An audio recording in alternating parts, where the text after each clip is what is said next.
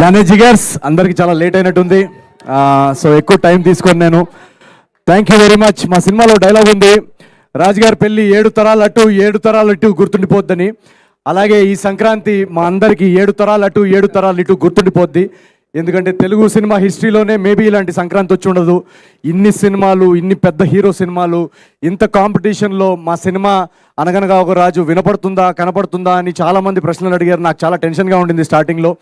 So అలాంటి ఒక కాంపిటీషన్లో వచ్చి కూడా సంక్రాంతి బ్లాక్ బస్టర్గా ఈరోజు మా సినిమా నిల్చుంది అంటే అది కేవలం మన తెలుగు ప్రేక్షకుల మ్యాజిక్. సో నేను ఎన్ని ఈ టూర్లు చేసినా, ఎంత మీకు థ్యాంక్ యూ చెప్పుకున్నా కూడా అది చాలా చాలా తక్కువే.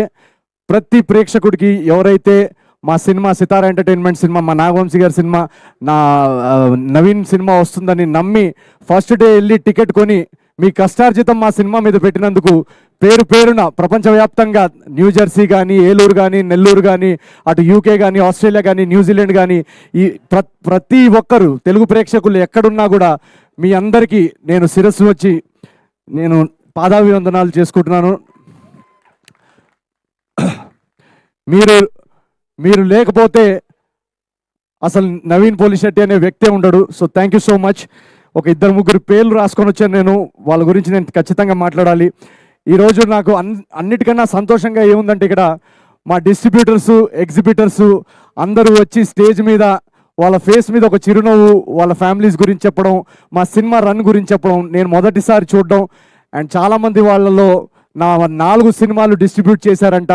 సో ఫస్ట్ థింగ్, నేను ఒక కథ విన్నప్పుడు నేను 3 గురించి ఖచ్చితంగా ఆలోచిస్తా. కథ విన్నప్పుడు ఫస్ట్ మా ప్రొడ్యూసర్కి డబ్బులు లాస్ అవ్వకూడదు.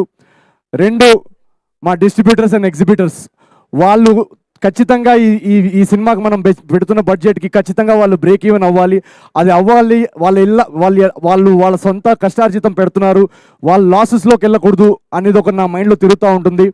అండ్ 3వది, చాలామంది శాలరీడ్ ఎంప్లాయీస్, చాలామంది కష్టపడి వాళ్ళ కష్టార్జితం, ఫ్యామిలీస్ కానీ, స్టూడెంట్స్ కానీ, మీ కష్టార్జితం పెట్టే ఆడియన్స్, ఈ 3కి వాళ్ళు పెట్టే డబ్బుకి వాల్యూ ఇవ్వాలని నేను ప్రతి సినిమా కథకు ఆలోచిస్తాను.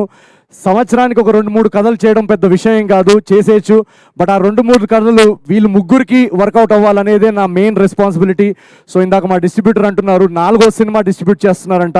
సో వరుసగా మీ అందరూ తెలుగు ప్రేక్షకులు ఇచ్చిన సపోర్ట్కి వీళ్ళందరూ ఇప్పటిదాకా ఎప్పుడూ నా సినిమాకి లాస్ చూడలేదని చెప్పడం నాకు చాలా చాలా చాలా చాలా సంతోషంగా ఉంది.